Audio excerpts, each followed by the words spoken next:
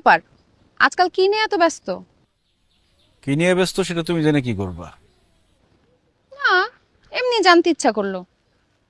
আগে তো দেখতাম কলেজের সামনে ব্রিজের ওইখানে দাঁড়ায় থাকতেন, এখন তো আর দেখি না। ঘটনা কি? যার জন্য দাঁড়ায় থাকতাম সে আরেকজনের সাথে বাইকে ঘুরে, দাঁড়ায় থেকে কি করুন? ও আচ্ছা, ওই কথা। আরে ওইটা অন্য কেউ না, আমার ফুফাতো ভাই সেলিম। অনেকদিন পর বিদেশ থেকে বাড়িতে আসছে, বাইক নিয়ে আমার কলেজের সামনে গেছে। তো আমারে কইলো চল তোরে বাড়িতে নামাই দিয়াই।